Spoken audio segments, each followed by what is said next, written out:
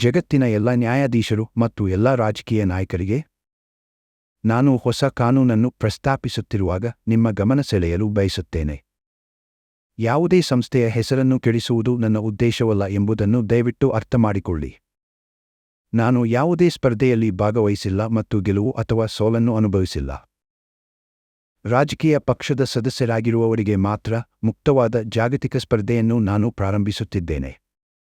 ಬೌದ್ಧಿಕ ಆಟ ಪ್ರಾರಂಭವಾಗಿದೆ. ನನ್ನ ತಾಯ್ನಾಡು ಭಾರತ ಎಂದು ನಾನು ಹೆಮ್ಮೆಯಿಂದ ಘೋಷಿಸುತ್ತೇನೆ.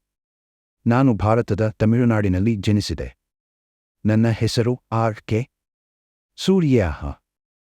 ಪ್ರತಿಯೊಂದು ದೇಶಕ್ಕೂ ತನ್ನದೇ ಆದ ಕಾನೂನುಗಳಿವೆ ಮತ್ತು ಈ ಕಾನೂನುಗಳು ವ್ಯಕ್ತಿಗಳ ಹಕ್ಕುಗಳಾಗಿವೆ.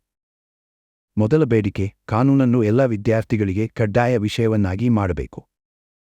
ಎರಡನೇ ಬೇಡಿಕೆ, ಬ್ಯಾಂಕ್ ಗೃಹ ಸಾಲದ ಮೇಲೆ ಮುಟ್ಟುಗೋಲು ಹಾಕಿಕೊಳ್ಳುವ ಪ್ರಕ್ರಿಯೆಯ ಸಮಯದಲ್ಲಿ ಆಸ್ತಿಯಲ್ಲಿ ಬ್ಯಾಂಕ್ ಮಾಲೀಕರು ಹಾಜರಿರಬೇಕು. ನಿಮ್ಮ ಗಮನಕ್ಕೆ ಧನ್ಯವಾದಗಳು.